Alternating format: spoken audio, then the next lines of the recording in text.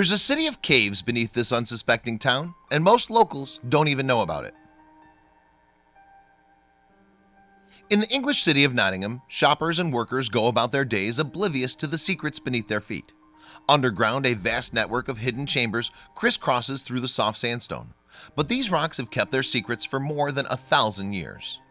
Amazingly, there's been a settlement in Nottingham's location since before the 5th century, when the Anglo-Saxons arrived in England. Prior to this, the region was inhabited by Celts who dubbed the city Tigguo Cobauc in the old Brythonic language, which translates to place of caves. The first known reference to Tigguo Cobauc was made by Asser, the Bishop of Sherborne, in 893 AD. After the Anglo-Saxons invaded, the settlement was taken over by Snot, a Saxon chieftain. Thereafter, it became known as Nottingham, the homestead of Snot's people, from which the modern city's name is derived.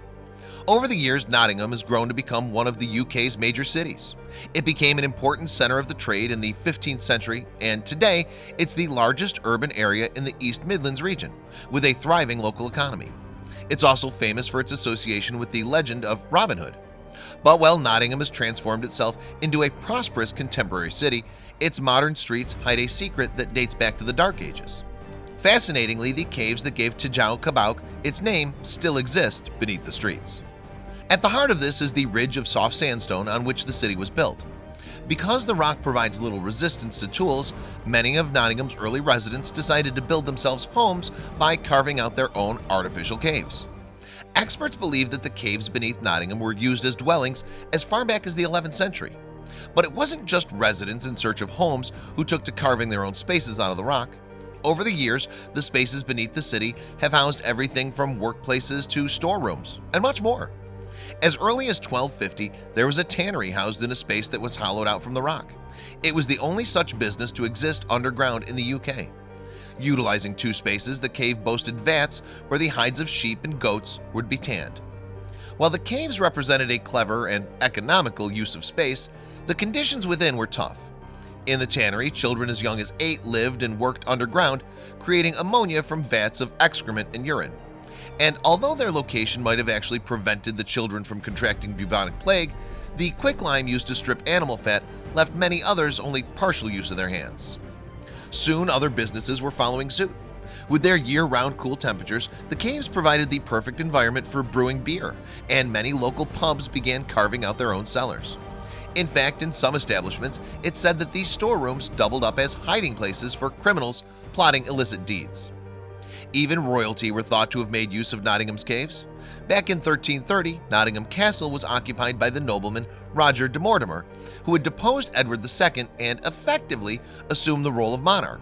According to legend, the teenage Edward III used a secret network of underground tunnels to sneak into the castle and capture him.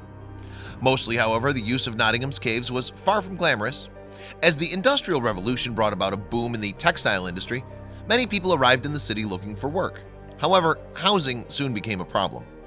There was a great crush in the city, archaeologist Dr. David Strange Walker told the BBC in 2014. Slum landlords were housing families in caves, which is all fairly horrific. In fact, conditions were so bad that a law was passed in 1845 making it illegal to use a cave as a residence. However, despite this law, many had little choice and continued to live in Nottingham's caves. Underground shanty towns developed on the outskirts of the city, often without access to sanitation or fresh air. In some, diseases such as tuberculosis and cholera were rife. But it wasn't just poverty that drove the residents of Nottingham underground. During World War II, Nazi bombs began raining down on the city, bringing destruction from the skies. In order to protect citizens, some of the caves were transformed into air raid shelters in February 1941, where people could be shielded from the blasts. And as Nottingham has changed, its caves have been adapted to serve new purposes. In the 1980s, a cave used as an air raid shelter underwent an unlikely transformation into a caravan showroom. Meanwhile, at the Hand and Heart, modern patrons can enjoy a meal under twinkling fairy lights in a long cavern beneath the pub. The caves have proved to be resistant to threats posed by development, though. In fact, when the construction of a shopping mall threatened the survival of much of the system in the 1960s, the Nottingham Historical Art Society stepped in and had the caverns declared an ancient monument. Subsequently, large sections of the caves were preserved and opened to the public in 1978. experts are currently aware of almost 550 caves still existing beneath the city, although Dr. Strange Walker believes that there could be hundreds more waiting to be discovered. While some of Nottingham's caves have retained their historic aspect, others have blended into the fabric of modern life and have been put to more down-to-earth uses. In one apartment block, for example, the neighboring caves have been adopted by local children as movie sets and imaginary hideouts. "They're pretty annoyed with me that we're moving down the road," one dad told the BBC. Today, some of the caves, including the tannery, are accessible as tourist attractions run by Nottingham's egalitarian trust, known as the City of Caves. These caves are open for guided tours, and the organizers also offer workshops and special evening activities. For those interested in the city's hidden past, it's a fantastic opportunity to explore a side of Nottingham that few are lucky enough to see. Please share this video with your friends below.